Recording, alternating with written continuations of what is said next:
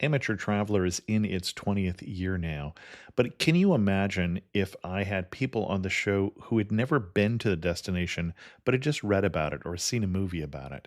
That wouldn't make any sense at all, and you wouldn't listen. We all know how important it is to receive advice from people who know a destination to get the most authentic local experience. And a great option for experiencing this is Explore Worldwide and their authentic small group adventures, led by local tour leaders, perfect for solo travelers who want to meet like minded people with a desire for adventure. I'm often an independent traveler, but two of my last three trips were with small group tours because they organize everything and it's a lot easier. If you want to recreate the tour I did to Malta, they have a Malta and Gozo Discovery Tour. I'm intrigued by one of their tours called A Taste of Sicily. The company again is Explore Worldwide, and visit exploreworldwide.com to learn more. And thanks to Explore Worldwide for sponsoring this episode of Amateur Traveler. I got my bags packed, I'm on a roll. I'm heading out there and I'm ready to go. I'm looking real good in my passport photo. Amateur Traveler, episode 600. Today, the Amateur Traveler talks about monasteries, opera, and giant Buddhas, and yes, of course, pandas, as we go to Chengdu, China.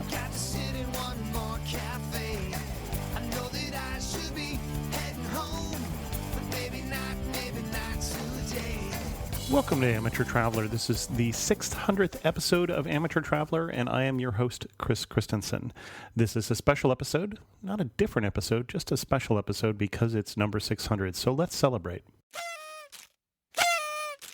And enough of that, let's get back to work and talk about Chengdu, China. I'd like to welcome to the show Jessica Elliot from howdareshe.org, who has come to talk to us about Chengdu, China. Jessica, welcome to the show. Thank you for having me. And why don't we start by putting it on a map, because this is a slightly less well-known portion of China. Where are we? We are kind of smack dab in the middle of it. So if you think of China being like a big mass, you've got, compare it to the US or to Australia, you're looking at kind of right in the middle, kind of Missouri if you're in the US, or gosh, I don't even know what's in the middle of Australia. The rock, Uluru, or just the desert of Australia. You're kind of right in the middle of a very massive country. Okay. And what brought you to Chengdu, first of all? Two things brought me to Chengdu. One, it's the capital of the Sichuan province, and anybody who eats a fair bit of Chinese food knows that word Sichuan. We would maybe know it as a style of Chinese food. My favorite style of Chinese food, I would have to say. Most people's favorite style of Chinese food. So, well, not for people who don't like spice. Well, that's fair. Yeah, not for people who don't like spice, but that was really important to me, was food. And then probably more important to me than food is pandas. So those are the two reasons that most people will make kind of the trek that far inland. And also probably the third reason are for people who are interested in going to the Tibet region. Chengdu can serve as a good base to launch that trip from. Okay. Well, and I think you've answered my next question is why should we go to Chengdu? So we'll jump right into what kind of itinerary would you recommend? I think when you think about it, it's probably a balance of how long you want to stay because of how long it's going to take you to get there versus maybe staying a bit too long. So while we might think of Chengdu as a lesser known city in China, we also have to remember that it's a massive Chinese metropolitan city, which means there's 18 million people there. It's not a small city. Just because it's not Beijing or Shanghai, and we may not have heard of it, it's not some small city off in the countryside. It's a massive city. And with that means that maybe there's not as much exciting things to do in the city itself, just like when you go to a lot of metropolitan areas. Maybe a week, probably too long in terms of feeling like you've got something new to do every day. But there's definitely enough to do there and nearby for a few days, 3-4 days at least. The number one thing that anybody going to Chengdu is going to do is they're going to go to see the Panda Research Center, the Panda Breeding Research Center. Then there are a lot of other things to do in Chengdu. Namely, they have a very famous monastery. The Winshu Monastery is quite well known, and you can walk around, you can explore it a little bit. And there's just they've kept a really beautiful historic center to this town. So a lot of good streets for strolling and kind of checking out little street stalls and food eating and everything. Maybe not a couple days worth of that, but it's definitely something you could spend an entire day wandering around these little streets and in and out and kind of seeing the monastery and ducking in and out of the older buildings. There's also quite nearby, and most people would combine this as maybe a day trip to go see a giant Buddha nearby, which when you know as well as I do, when you're traveling Asia, you're probably going to find a giant Buddha. It's a few of those. In a lot of places. It's definitely worth seeing. I like it because it's interesting to see different interpretations in different countries. And then what I found, I was surprised by this, but I didn't expect as much like cultural stuff to do. Mm-hmm. But there's a Sichuan opera that they're known for, and you can go see in Chengdu, and they perform it nearly every day.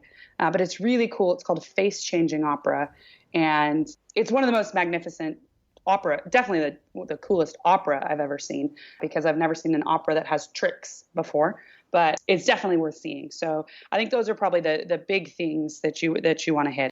Okay, excellent. Well, let's go into more detail then. In terms of the pandas, we're going to the research center. What do we need to know before we get there, and then what are we going to do when we're there? The most important thing you need to know is you want to be there as soon as they open.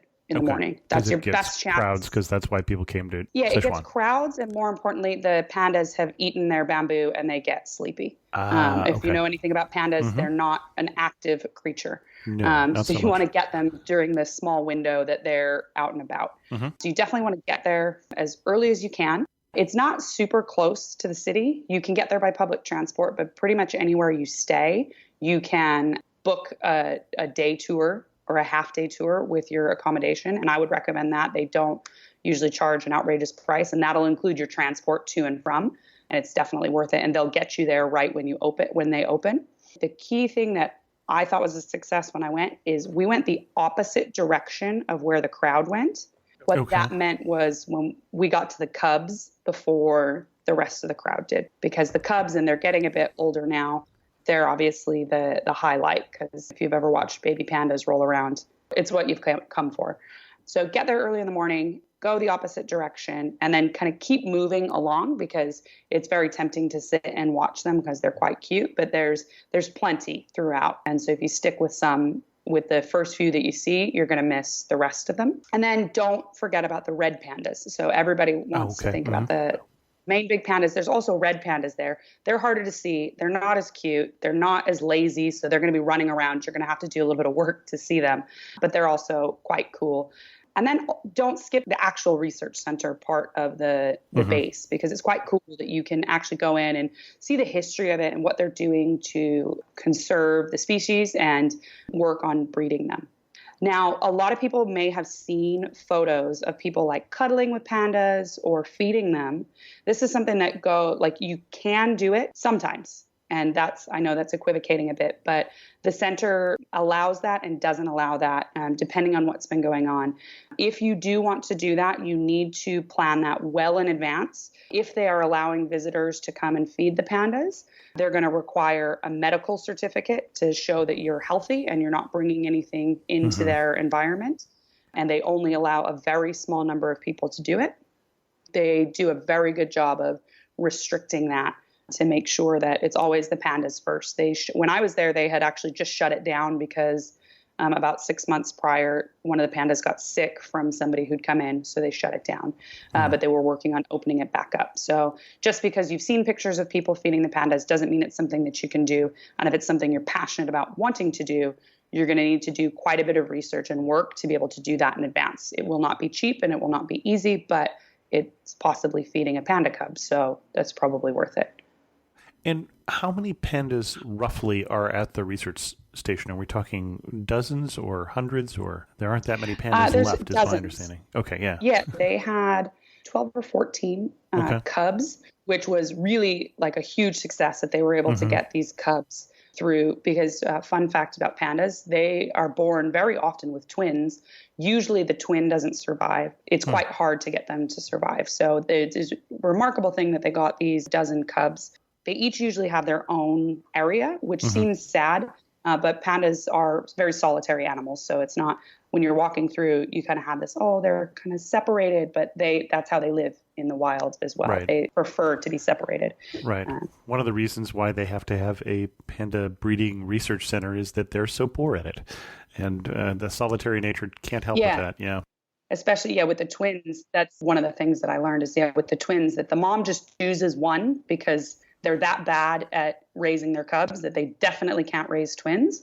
So the mom typically just chooses one, and she's like, all right, this is the one I think is the strongest, and sorry about it to the other one. And then it's a roll of the dice if they can raise the other one. But the research center has been able to raise those twins quite successfully, which is why they've been able to start to breed more with the goal of repopulating them. Excellent. And then your second stop, you took us to a monastery. Yeah, so in kind of the heart of Chengdu, and I say that with, again, it being a massive metropolitan area, would be the temple area, temple side area that's where I would definitely recommend staying, because it's quite easy to walk over to the temple and into the kind of old market streets. And it's an old monastery that has quite a bit of it open, and it's kind of typical of what you'd expect of an Asian monastery. Beautiful buildings, very peaceful gardens. You can walk through. There's little areas that you can get tea. You don't get much more in depth than that, but it's definitely beautiful for walking around and just having a nice afternoon. And that's the Wenshu Monastery, and probably the only thing I'm going to try to pronounce. Well, one of the things that I was curious about, you said, for instance, that this was a massive city in China. So this is the sixth biggest city in China with 18 million. Normally, if it were a city in most other countries and it was 18 million, it would be the largest city. But we are talking about a country where, for instance, when I was in Xi'an, we did have a tour guide who said they really liked Xi'an because it had that small town feel. And Xi'an is 12.9 million. So, but it's not Shanghai with 34 or Beijing with the 25. So 18 million seems huge to me, but not quite as big when you're in China.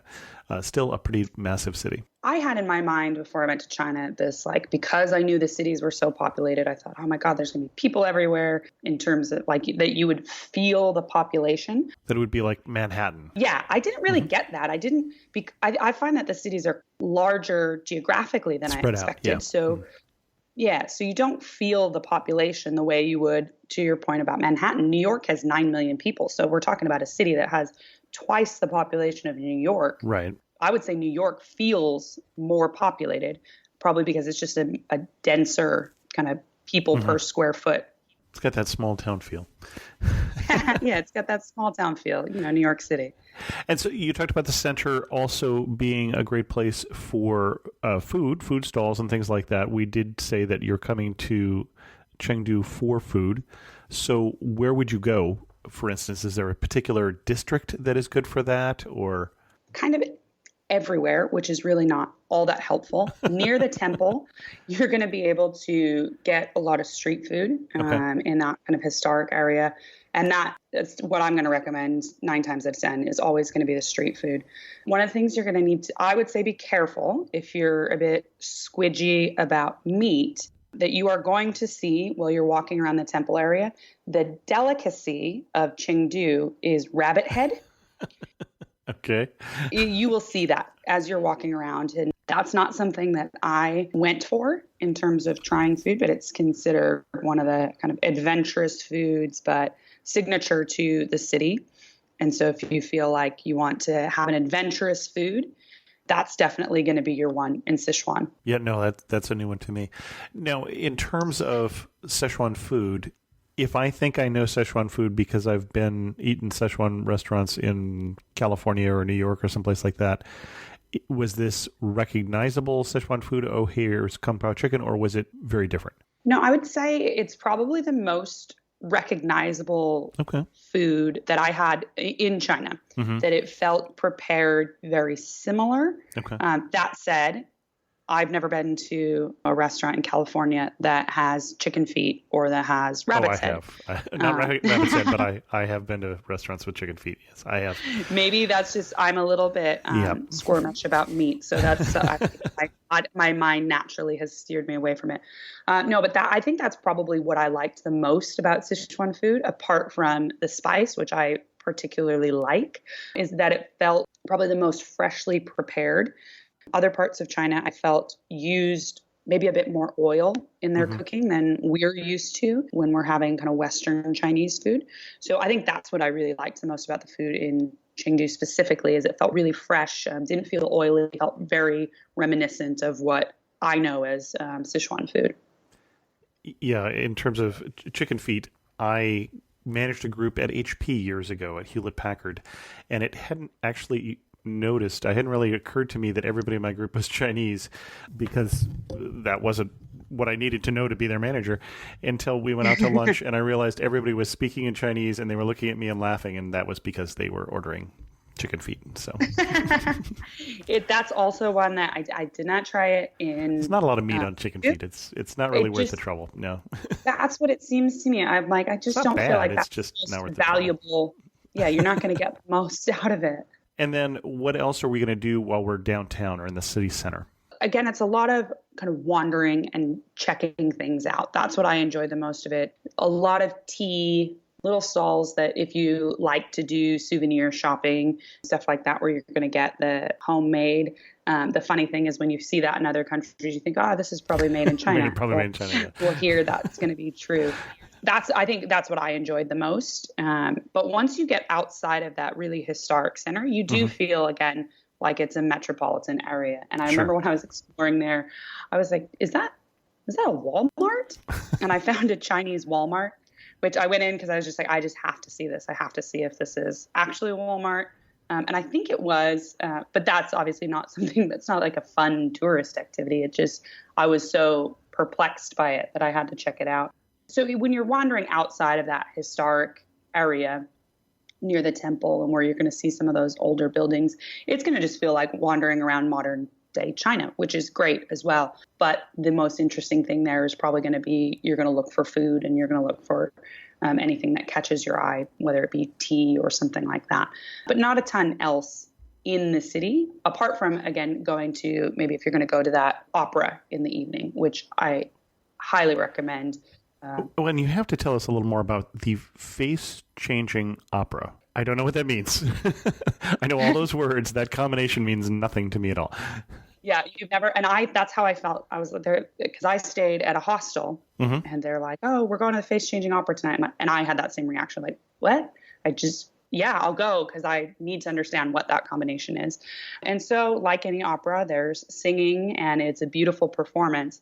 And the earmark of it is they wear masks throughout the performance. Assuming there were masks involved. The story. And they change. And I don't know how they change because there's parts of it where literally you're looking at the guy with the mask on and then it changes. And you're like, how did he didn't do anything. He doesn't have does he have a switch or how did that, I don't know how he does it. And then there's parts where, not to spoil the fun, where it changes more than once on the same guy. And you're like, where is this other mask coming from? It's really quite mind boggling. And it's just showmanship at its best. And if you really enjoy this type of thing, they do have a running translation.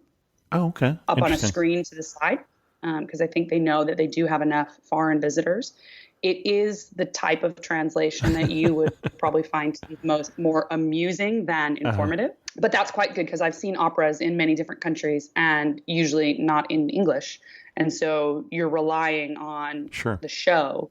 And so this, while it's a great show and you can tell kind of where the story's going, you have a little bit of a reference. You're like, wait, do we like that guy? I don't remember. Who's that guy? And you can check to make sure you're following the story correctly. One of the coolest shows and definitely the coolest opera I've seen in terms of so much light and so much fun with the masks, and everybody was having a great time and just really an enjoyable experience. And I think it was $10 for a ticket. So not when I say opera, we're not investing a couple $100s to go to the opera. Just a really accessible and enjoyable evening. Okay. So anything else in the city? Otherwise, and then we'll start talking about side trips. The only other thing that I would call out, and this I found as a reaction in many of the cities that I was at in the middle of China, is that there's a massive language barrier, especially the further away you get from Beijing and Shanghai, to the point that when I checked into my hostel in Chengdu, the guy was really perplexed. He's like, wait, you don't speak any Mandarin? And I said, no. He's like, how did you get here? Like, he didn't understand how I physically got that far into the country. And so just know that the deeper that you go, obviously, into China, the higher that language barrier gets, and the more important it is that you've prepared yourself with the tools to deal with that. And what tools were you using? Were you using Google Translate, or were you using old-fashioned phrase books, or? Yeah, I used an app called Pleco. It's Pleco. And what's cool about Pleco is, compared to Google Translate, it offers you a lot of different translations. So you might type something in and it'll say, did you mean this word as a noun or a verb? And it'll give you examples of it in the sentence. So you can say, yes, this is the version of it I wanted. And on the reverse side is it can also receive characters drawn, like by the touch screen. So if somebody's trying to translate kind of in your direction, they can draw a character in Mandarin, and Pleco is able to recognize that and then try to translate it for you. So to me, that was the most powerful tool. Google Translate is getting better. It was very notoriously not good for Chinese. You want to use if you're going to use Google Translate, you want to use simplified Chinese. There's two options in there. Right. The simplified one. And simplified is the Chinese script that is used in mainland China. Traditional is still used in Taiwan, but and they're not all that, well, it depends on which character, how different they are. Okay, and then Pleco is Chinese specific. I see. Okay, interesting. That was one of the things that somebody told me in advance to get, and I couldn't be more grateful because, like, especially, again, getting that deep into the country, words that you just assume that people know in other countries, like taxi or train station, are going to get you wide-eyed stares. So being prepared with that, especially as we know there's VPN issues, or like you may need to be on a VPN and so on and so forth, to have something like that. And Pleco doesn't need internet connection. Okay. So once you've got it on your phone, you can be offline and still have the full power of the tool. Interesting.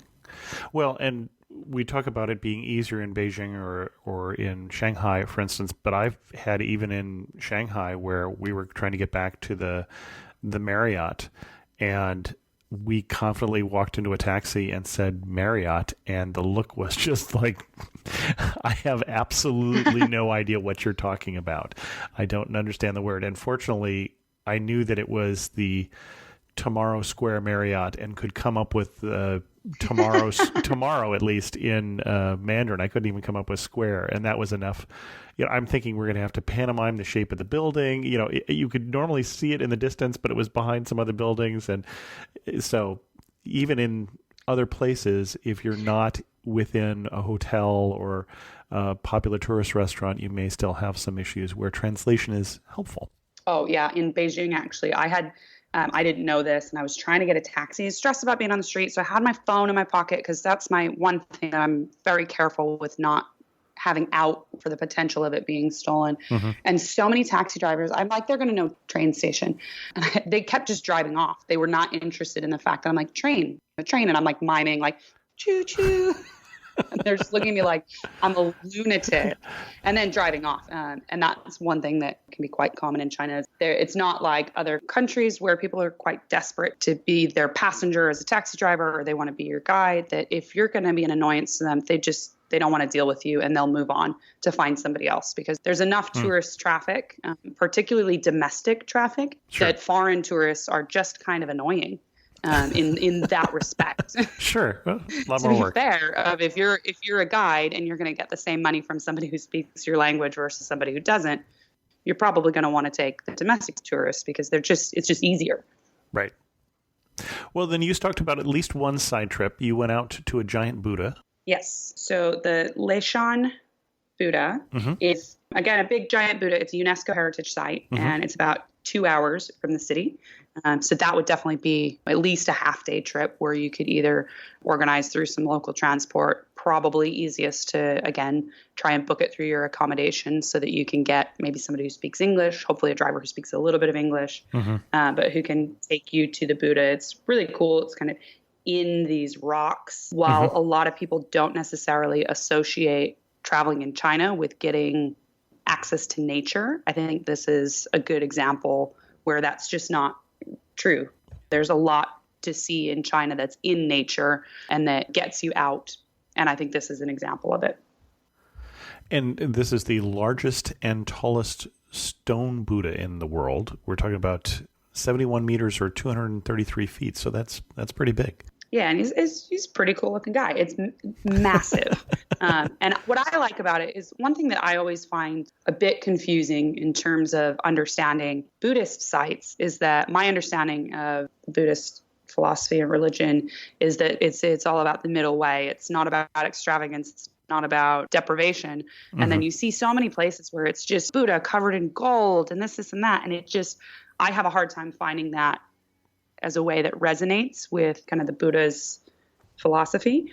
And so I think things like this, to me, help connect me to Buddhism a bit more because they don't feel out of step with the philosophy of it. I mean, it is still a massive, again, the biggest Buddha in the world. So it's not some small icon, but it's not like in a lot of other places where you see gold and everything everywhere. So it's really, I think, quite nice to see an alternative Buddha compared to what you might be used to seeing. The largest stone Buddha in the world. I don't know if it's the largest Buddha in the world, but we won't fact check that just right now. Are there other side trips that you would recommend? Again, emphasizing that China is so massive that when you're thinking about your itinerary, I tried to think about it as like I'm going to go here, and then each trip was in the direction of another city because I was traveling by train, which meant you're talking a lot of 20 to 30 hour train rides. So the idea of going somewhere to come back was not very appetizing to me. So I tried to really think about my China itinerary in terms of where do I go next, and is in that in the direction of where I want to be going after that. In terms of in the middle of the country, if you're already there, I would definitely recommend going to the Rainbow Mountains, which is from Chengdu. I think it's about a 30-hour train ride, so it's a serious trek, but absolutely incredible. One of the most magnificent mountain ranges I've ever seen. There were next to no tourists, but really, really spectacular mountains. And that is similar to the Rainbow Mountains in Peru. You've got just really great stratifications from lime and erosion and just really beautiful. And then what most people might be doing from Chengdu is going, if you're going east, probably going to Xi'an. And like I said, a lot of people will use Chengdu as their launching point to go west and go to the Tibet region. So it's a good place if you're either traveling alone or maybe traveling as a couple and you want to find some other travelers who are going to Tibet to maybe help cost share. Chengdu is a great place for that, to maybe give yourself a few days to meet some people in hostels or accommodation or however you're going to meet them who are interested in doing the same things as you in going to the Tibet region, because that can be an expensive venture. Okay. And you mentioned taking the train.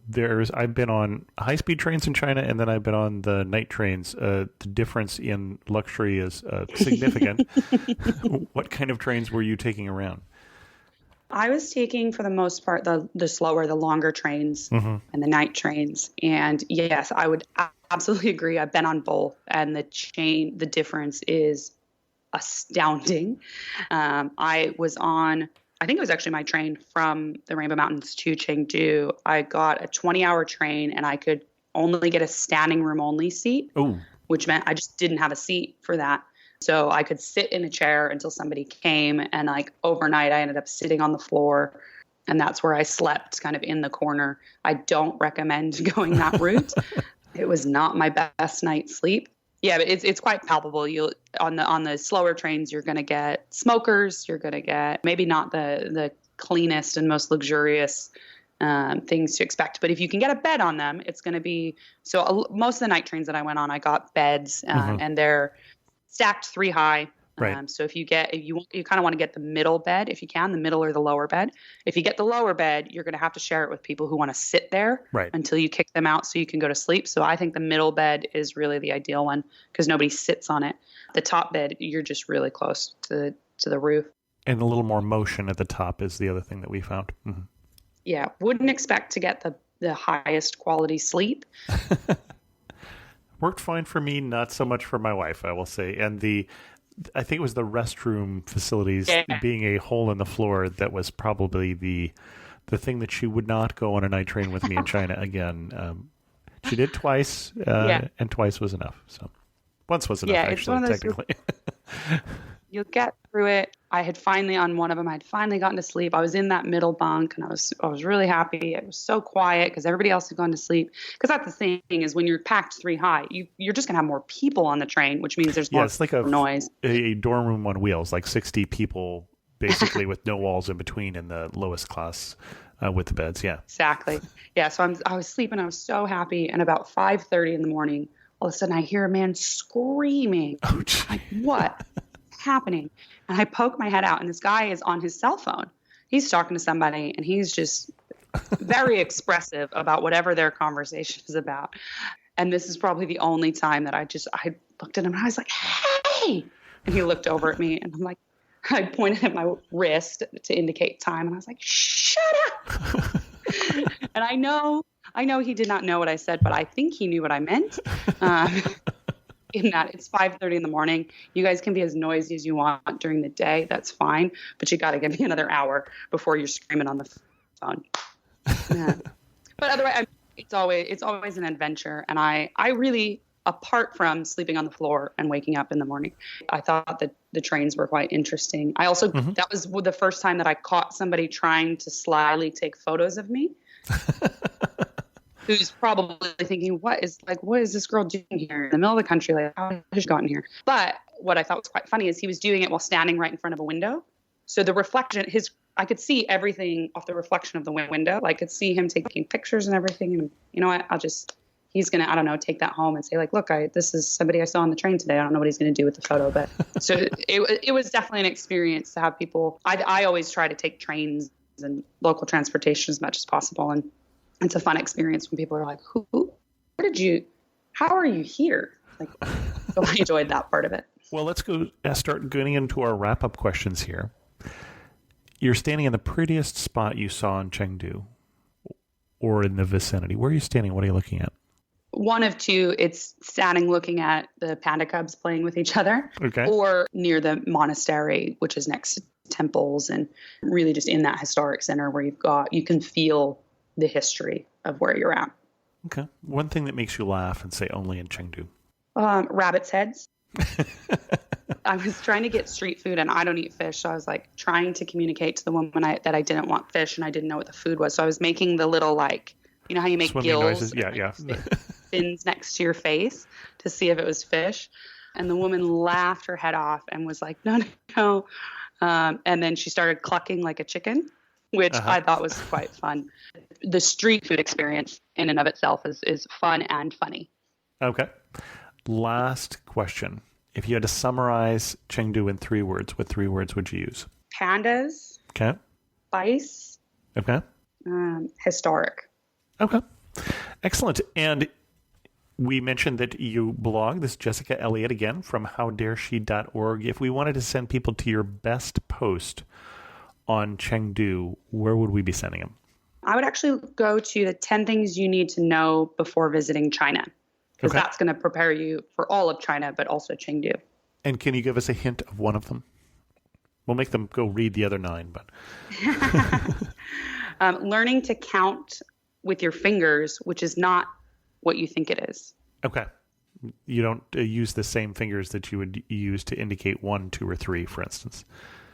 Well, 1, 2, and 3, but at 5, it gets a bit tricky. And it becomes really important in terms of street transactions to be able to indicate numbers with your hands. Excellent. Jessica, thank you so much for coming on Amateur Traveler and sharing with us your love for China and specifically for Chengdu. Yeah, thanks for having me. All I can think about is pandas now.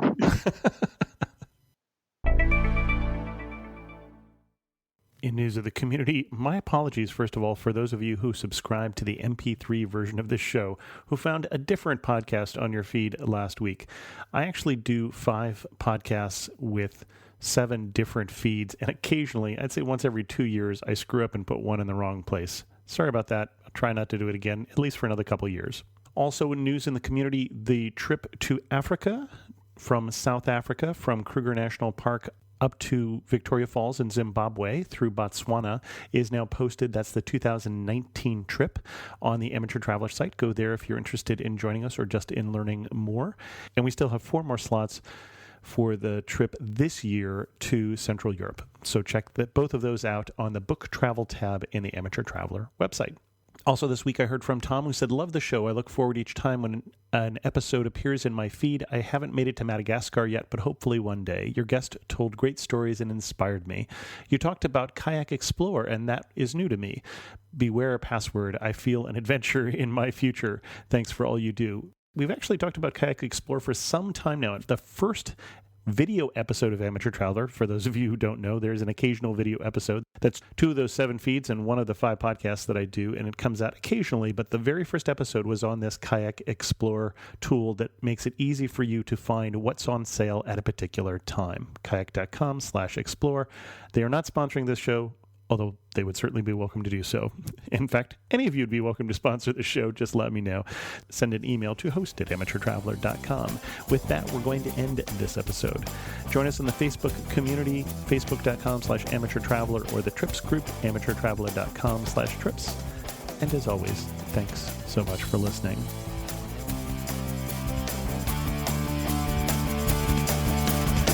I got to see one more cathedral. I got to sit in one more castle.